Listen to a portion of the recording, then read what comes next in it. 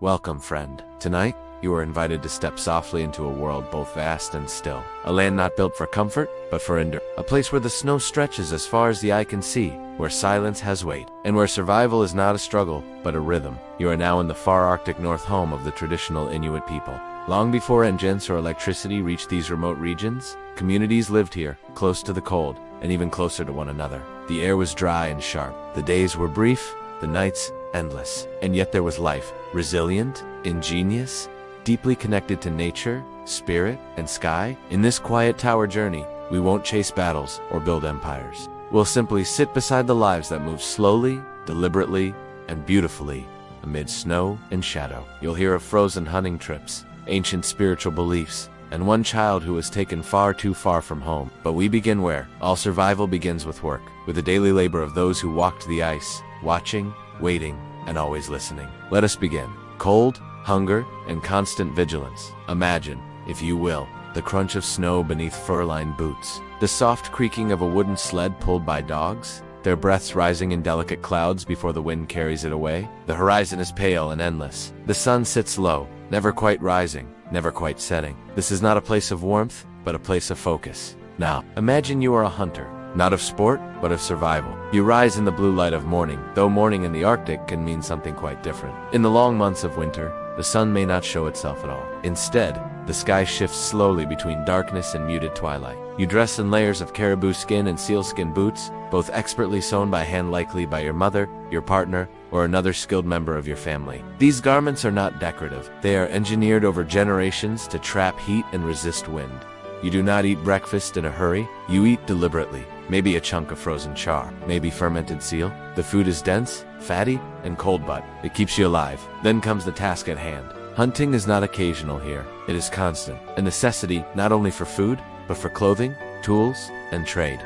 You are not hunting for pleasure. You are hunting for everything. Perhaps today, you are going after seal. You will find a breathing hole, a small opening in the sea ice, where the seal must come to the surface for air. But it takes time. You may kneel for hours, unmoving, in wind that slices through bone. The world around you is silent, save for the distant yelp of a dog or the whisper of snow shifting. You hold a harpoon, crafted from bone and sinew, and you wait. Every breath must be shallow, every movement slow. When the moment comes, you strike. If you're successful, the seal is pulled through the hole with quiet ceremony. It will feed your family for days. Its blubber will burn in your collect-the-stone oil lamp. Its skin will become boots. Nothing will be wasted. But not every hunt ends this way. Sometimes, the seal escapes. Sometimes the hole freezes over. Sometimes you lose your footing in an unseen crack in the ice. And sometimes, you go home empty-handed. In summer, the hunt changes. You might travel by kayak, across waters still edged with ice, or stalk caribou, migrating through tundra. You carry a bow, a spear, or perhaps Latar, an old trade rifle passed between generations. But always, the stakes are the same. Miss your shot, and your family may go hungry. Stay out too long, and the weather may trap you. Lose your dog team, and you're stranded. Hunger is a constant shadow. Even with planning and preparation, food was often uncertain. Periods of starvation were not uncommon, especially before contact with southern trade. The Inuit word for starvation, kiviaktuk, was not rare in conversation. It was simply understood as part of life. And yet this is not a story of misery. It's a story of resilience. The hunter's life was hard, yes, but it was also filled with pride, skill, knowledge, a sense of duty to the community. There was no room for individual glory. Each hunt was a thread in the fabric of survival. Children watched, learned, played with miniature harpoons, and practiced silently beside their elders. Women prepared the skins, the meat, the tools. Men learned to read snow like a map.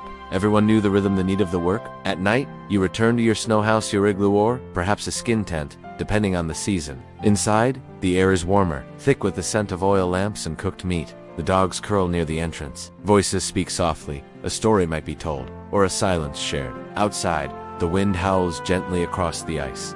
And you know, come morning, the hunt begins again. A boy taken from Greenland to the American Museum. The year is 1897.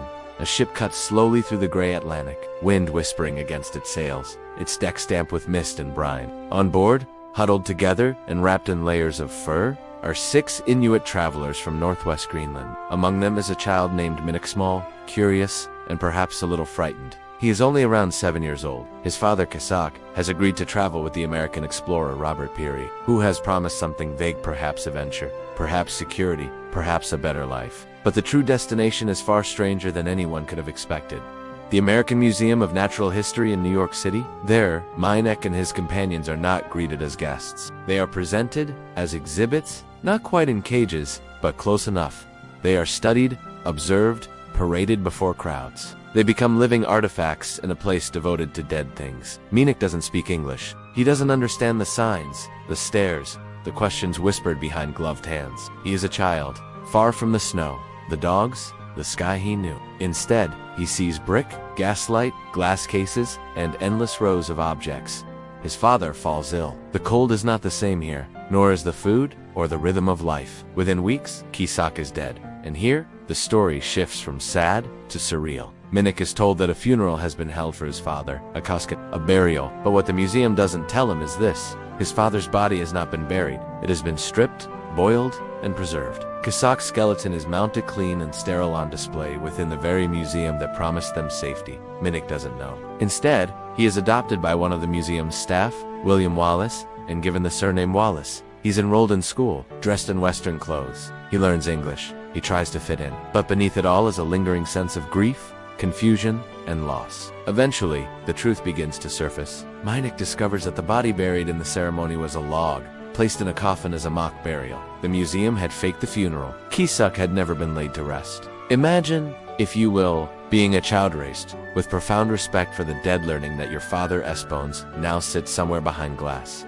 Imagine the betrayal, the loneliness. Imagine trying to explain that ache to people who speak a different language and live by different values. Meineck asks for the remains. He wants his father back, wants him returned to Greenland, but the request is refused. Years pass. Meineck grows into a young man, never quite at home in New York, and increasingly alienated from his Inuit roots. Eventually, he returns to Greenland as a young adult, but it's not as simple as going home. The landscape is familiar, but he is not. He's forgotten the language, forgotten the old ways. He is now seen as different American, perhaps, out of place in both worlds. In time, he returns to America, drifts between jobs. The pain never leaves, though it quiets into resignation. Meineck dies in 1918 during the Spanish flu pandemic in Vermont. He is only around 28 years old. For decades, his story is largely forgotten. But eventually, writers and researchers begin to dig not into bones, but into history. And in 1993, the museum finally returns the remains of Kisak, where they are buried in the land he once knew. It is too late for Meineck, but the gesture,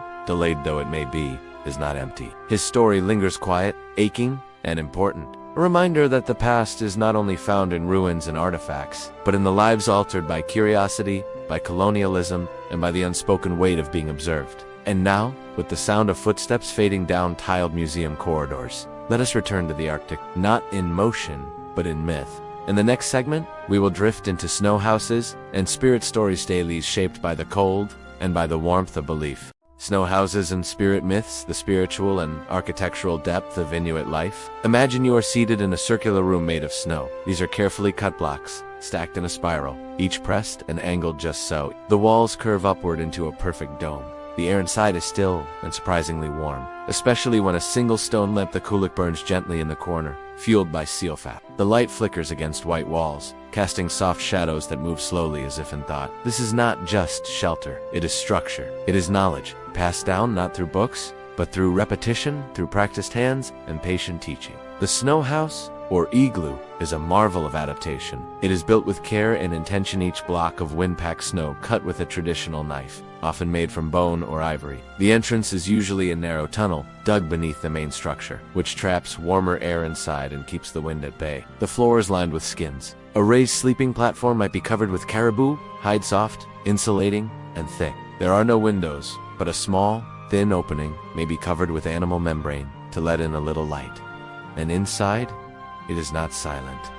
Children giggle, elders hum softly, and when the chores are done, the stories begin. Inuit storytelling is as old as the land itself, and many of those stories are filled not with people, but with spirits. The Inuit believed that the world was full of unseen forces, that every animal, every gust of wind, every shimmering light in the sky had meaning. Take, for example, Sedna, the sea goddess. Her story changes from region to region, but the shape is always similar. Said, once a woman is cast into the sea by her father, or husband, or a stranger, and becomes a powerful spirit who controls the ocean's creatures. Her hair must be combed, her temper soothed, or the hunters will find nothing. When seals disappear or storms arise, shamans may journey in spirit to Sedna's underwater realm to appease her. It is not a story to frighten. It is a story to explain, to describe the to teach the fragile balance between people and the world they depend on.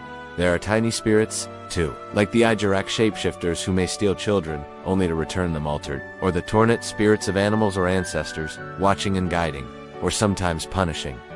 And always, there is the aurora, the northern lights. In many Inuit beliefs, these shifting ribbons of color were the spirits of the dead, dancing in the sky. Some say they play ball with a walrus skull. Others say the lights could be dangerous, that whistling at them might draw them closer, slicing off your head with invisible force. To us, such tales may seem mystical, but to the Inuit, they were practical. Stories carried rules. Rules for respect, for restraint, for survival. Don't take too much, don't waste. Don't hunt what you don't need. And never forget, the land remembers. Even tools had meaning. The colic, for example, was not just a lamp. It was the center of the home, the heart of heat and light in a frozen world. Its gentle flame lit not just the room, but the soul of the household. Some believed that spirits could reside in tools or in songs. A drum song, passed from a shaman to an apprentice, was not just melody, it was medicine. It could open the way to another world. And so, inside this small house of snow, surrounded by cold and silence, was a vast universe of story. The igloo was a shelter from more than wind. It held identity, memory, belief, and as the tale ends, the lamp dims. Outside, the cold is still. The stars have shifted overhead. A shaman's world, power, mystery, and healing in the far north. In the lands of snow and silence, knowledge is everything. The Inuit people understood the land not just through maps, but through memories, patterns, stories, and relationships between humans and animals, between the sky and the earth, between the seen and the unseen. At the center of these invisible threads stood the Angakukta shaman. Not every community had one, but where they did, the Angakuk was essential. They were not rulers, and they were not priests in the way other cultures define them. They were chosen, sometimes from birth, sometimes after illness, sometimes through dreams. They were people who had seen something different. People believed to have the ability to move between the material world and the spiritual one. The role of a shaman was varied and deeply personal. They were healers, first and foremost. When someone grew sick, it was not always seen as a physical issue. Perhaps the soul had wandered, perhaps a taboo had been broken. The shaman would listen, then observe, then perform. Healing could involve chanting, drumming, dancing, or entering a trance. Their tools might include carved amulets, animal bones, or masks. Their movements were deliberate, rhythmic, designed to connect with spirit, not impress a crowd. Imagine a low drumbeat in a small snow house. The fire flickers, the air is heavy with oil and breath. The shaman begins to sing not loudly, but steadily. The song has no written words, it is ancient. The beat continues, the trance deepens, and in this state, the shaman seeks answers. Sometimes they were mediators called upon when the hunt failed, or a strange illness swept through the camp. They might determine whether a spirit had been offended, or an animal soul had been mistreated. In such cases, the community would perform rituals of atonement, purification, or offering. The shaman's power was not unchecked. If the community felt a shaman abused their role through pride, cruelty, or deceit, they could be challenged, or even replaced. Power, in Inuit society, was not hoarded, it was balanced, and yet, shamanic knowledge was also feared. The spiritual world was not a place of comfort. It was filled with ambiguity, danger, and change. Some shamans were said to be able to leave their bodies, to journey into the air, to fly or swim beneath the sea, or walk into the stars, to speak to animal spirits or ancestors long past. Others were said to hold secret names, the true essence of a person's soul. They could remove fear or cast it, heal or harm. And so, they were respected but not always embraced. They lived in many ways.